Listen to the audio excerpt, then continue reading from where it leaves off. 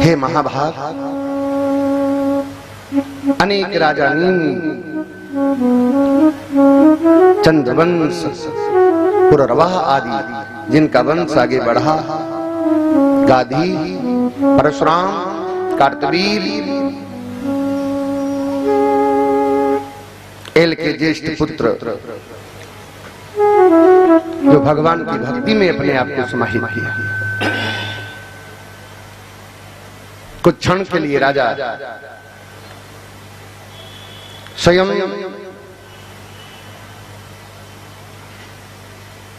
कटवांग देवासुर संग्राम में जो युद्ध किए थे तो इंद्र के आसन पर आसीन हुए। अनेक इंद्र बदलते रहे। हे राजन, नहुष के वंश में यति, अयाति, सयाति, वियति और कृति आदि पुत्र हुए, लेकिन ये भी श्रापित हो गए। नृपति नहुष रहे वन माही, श्रापित सरप रूप सुख नाही। ब्राह्मण जब ही धरे बेगारे, अजगर भये नहुष बेचारे। इनको अजगर का शरीर मिला।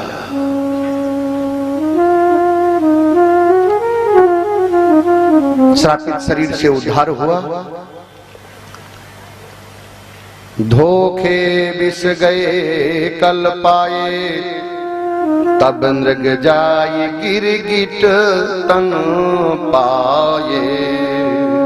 राजा नृग गिरगिट बन गए। स्वर्ग गए जब नृपति जजाति, देख इंद्र की जरी सुछाती। चली कर दे वही ताहि गिरावा,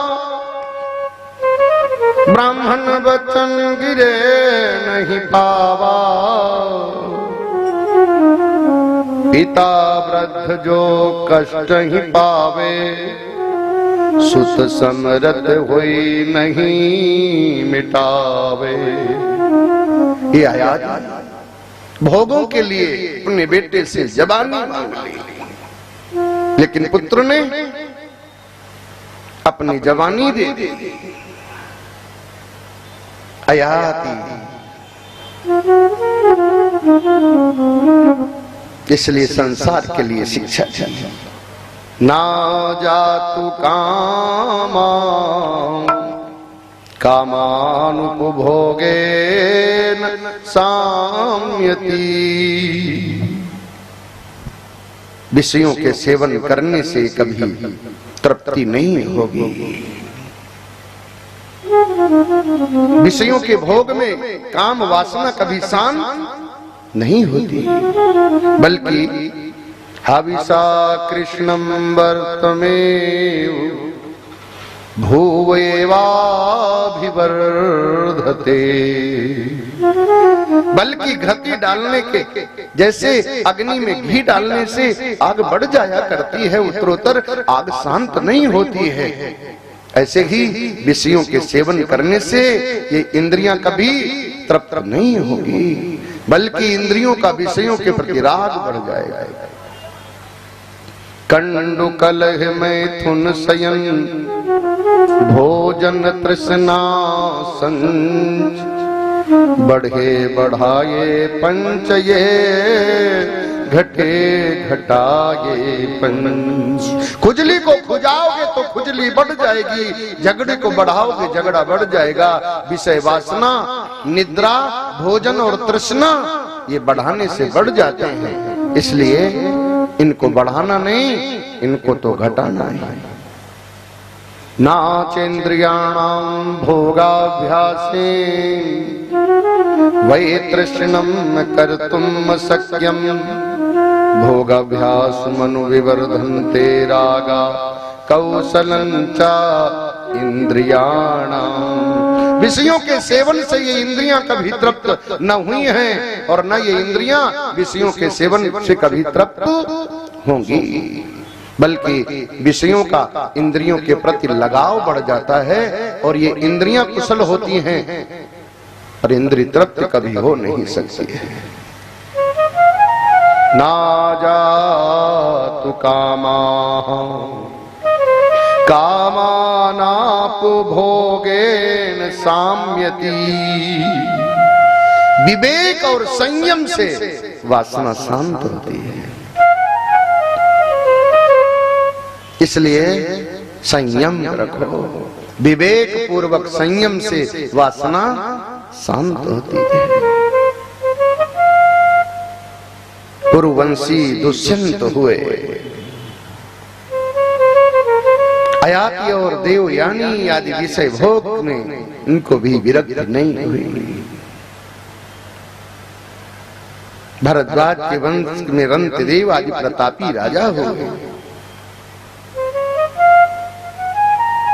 इनकी तो केवल एक ही कामना, ना कामये हम गतिमीश्वरात्। ना कामये हम गतिमीश्वरात्। परामष्टधियुक्तां पुनर्भवं वा।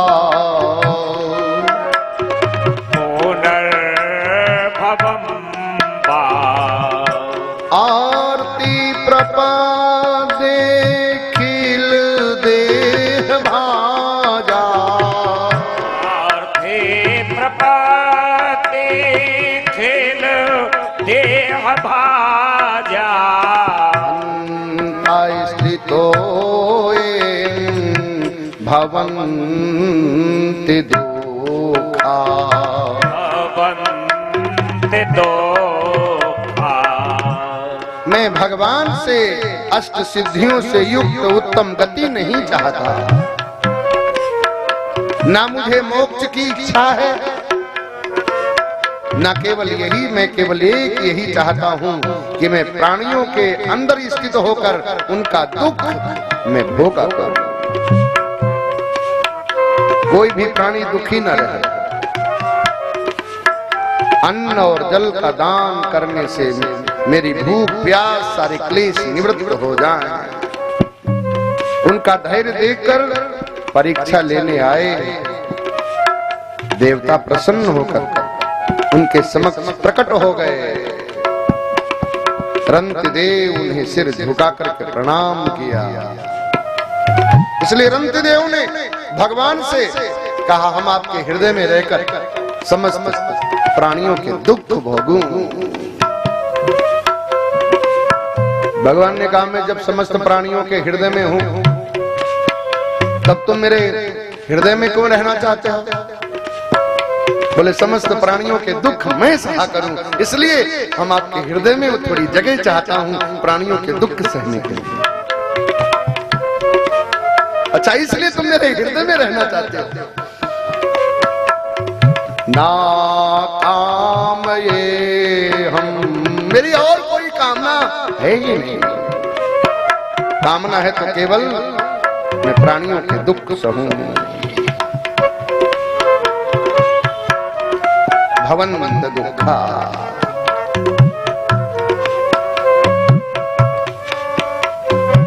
सुखदेव जी कहते हैं, राजन, मुदगल के दिवोदास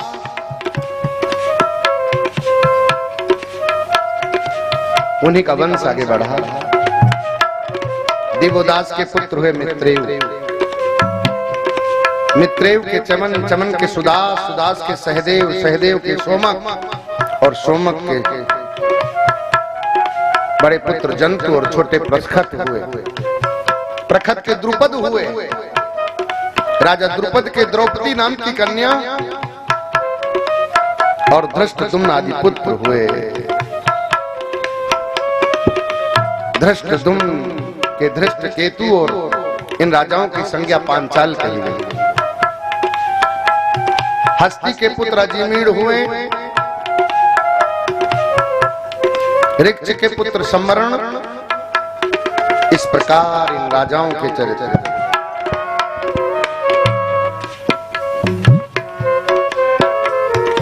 अयाति के पांचवें पुत्र पुरु के चक्षु, परोक्ष और सभाना पुत्र हुए। उनके वंश में रोमपाद हुए। रोमपाद की एक पुत्री जिसका विवाह श्रृंगी के साथ हुआ,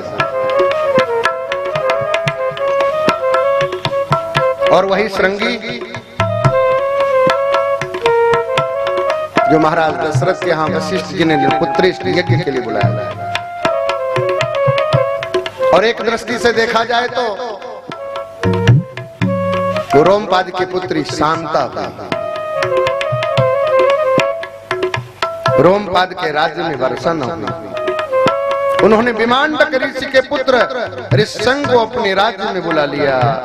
उनके आते ही जोरों से वर्षा हुई और श्रृंग ने यज्ञ द्वारा रोमपाद को पुत्र प्रदान किया। दशरथ के इन्हीं ऋष्यंग की कृपा से पुत्र हुए। रोमपाद के पुत्र चतुरंग हुए। उनके वंश में बृहदत्त हुए। बृहदत्त के पुत्र बृहन्मना और बृहन्मना के पुत्र जयद्रथ हुए। आगे चलकर इसी वंश में अधिरथ हुए।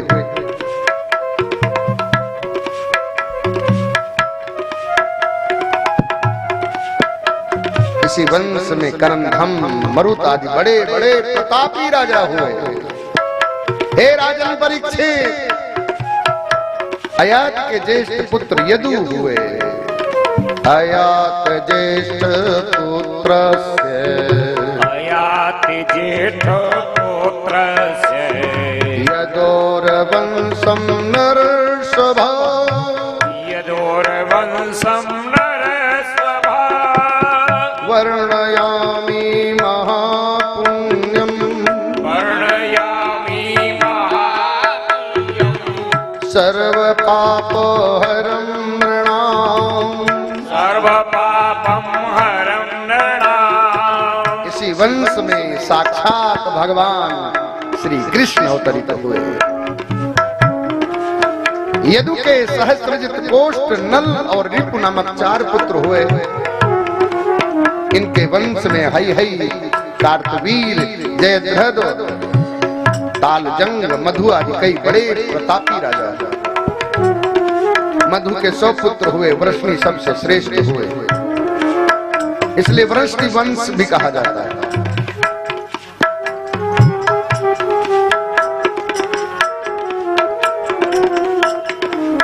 विश्व देवता और पितरों ने राजा के वचन का अनुमोदन किया।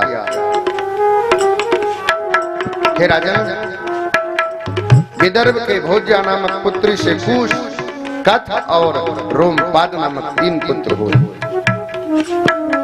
आगे चलकर इसी वंश में चेदी, शिशुपाल, दारशाह, मधु, वृष्णि, भोज, देवावृद, बभ्रू और अन्मित्र नाम के राजा हुए। अन्मित्र के दूसरे पुत्र निम्न हुए। निम्न के सत्राजित और प्रसेनजित हुए। अन्मित्र के दूसरे पुत्र सिनी के सात्यकी और सात्यक के युधाम। अन्मित्र के तीसरे पुत्र वृष्णि हुए। उनके पुत्र स्वफल्क हुए। स्वफल्क के गंधनी में अक्रूर, प्रभति आदि पुत्र हुए। विदुरथ, कपूर, अंधक और आहुक हुए। आहुक के पुत्र देवक और उग्रसेन हुए। देवक के देवमान आदि 4 पुत्र हुए। इन पुत्रों की 7 बहनें हुई।